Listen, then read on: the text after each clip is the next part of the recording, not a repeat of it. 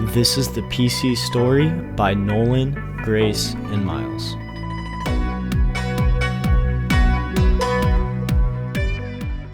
My name is Dr. Steve Sartori, and I am a technology teacher at Saline High School and also for the Southwest Washtenaw Consortium.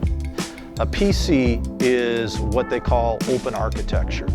What that means is you can go and you can build a PC with an Intel processor or a AMD processor. So open architecture means it has a lot of flexibility.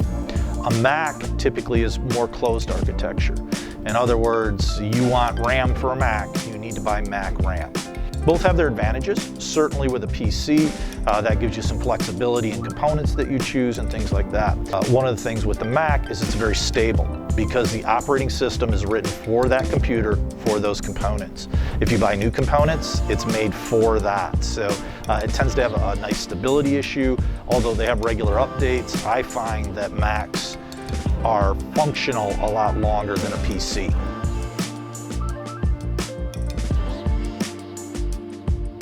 The PC repair class, it's hardware and operating systems, and it's the first in a sequence of courses that we offer. And basically what it is, it's a deep understanding of how computers work. Again, both hardware, operating systems, mobile devices. We do some Linux operating system work as well, a little bit of Mac work within it. And as you're done with it, you achieve a certification. And certifications are really important in industry, even at the entry level, to start getting a job.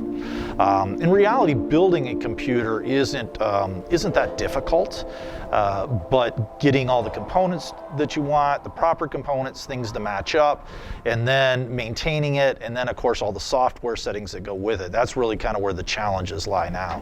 When I first started building, when I first started with the class in particular, we used a lot more. In fact, it's all we used was regular computers that you could see, touch, feel. The challenge with those was the labs were a lot trickier to get to work. It was always funny if a lab was not supposed to work so a student could fix it, and a student raised their hand and go, "My computer's still working." You know, it was kind of funny to hear that question. The other problem was the ability to keep up with the technology. Like I said, we still do some hardware stuff. We still use multimeters to test things, and we do some stuff for hardware to get that feel. But really, I think the learning experience is far and above by doing it this way. When the class started, not only the class itself, but the computers, they were a little bit more, there's a little bit more work to do on the hardware end of it. And it really has transitioned to the software side a lot more. And again, when you build a computer, you're still plugging in RAM, and you're still putting in the power supply, and you're still putting in the, the processor with the heat sink, and yada yada, all that stuff there. It's really kind of changed as far as that. Again, the operating systems have changed quite a bit.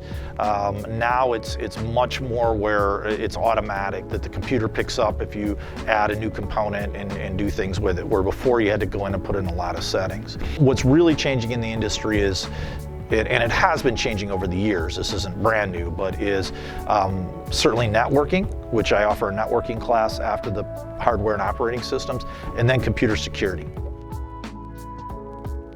A lot of my students have built computers.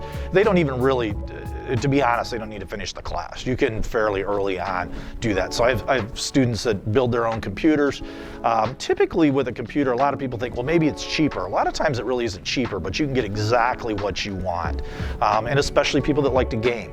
And if, you want a gaming computer, you can build it exactly like you want, how it's going to function, how it's going to perform, those kind of things. I've had lots of students do that. I've had a lot of students get jobs. I had a student email me at the beginning of the school year who went through my program, and he's going to Western right now, and was able to get a job at the help desk, and he's doing all that kind of work, and that was all. They told him it was because he went through the program and the certification, because you can, show what you can do, those kind of things. So yeah, I've had a lot of students build computers through that. PCs are interesting right now. Certainly we have the desktop PC, if you will. We have the laptop PC, but then we also have the tablet. And then we also have certainly the phone type thing as well. So all of those mobile devices kind of come into play, and they each have their own thing, as well as Chromebooks. And each one kind of can do things. Like for me, tablets are for consuming information. Yeah, you can create some information on them, but in general, they're for consuming. Where computers are more for creating. You can create a lot of information with them, and then Chromebooks are somewhere in between. You certainly create a lot of information, but you're limited because you're using the Android operating system with that, through Google. The laptop is an interesting one. I just read an article where the inexpensive laptop seems to be going away. And so if you're going to do that, you might as well get a Chromebook. If you want a high-end laptop for either just productivity or gaming, if you're an engineer and you're running simulations, you need a high-end computer. Those are kind of staying around. I think that lower-end laptop might kind of disappear out of that.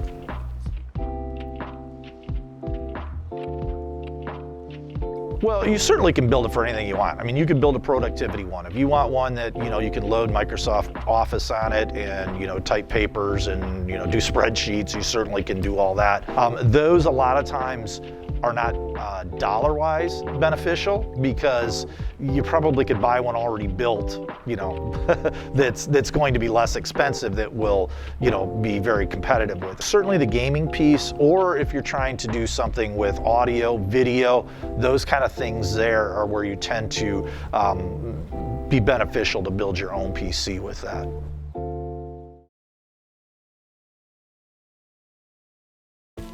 Ever since I was 7 years old, I can remember building and kind of tearing apart computers to see what's inside.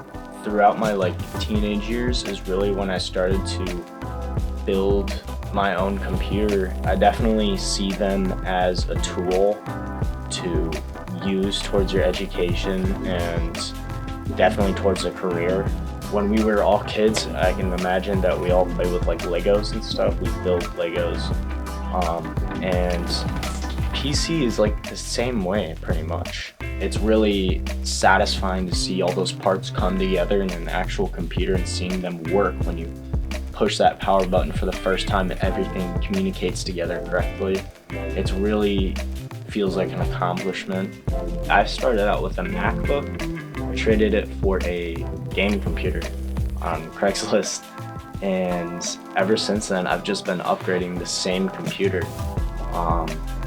and it's definitely a good feeling that it's gonna stick with me for a while, and probably gonna go to college with it. I've used the same computer for about 4 to 5 years now, and I built it back in 2017, I'd like to say. Imagine not going to your parents and being like, I don't need a computer for college, I already built one. That's my opinion, that's really cool.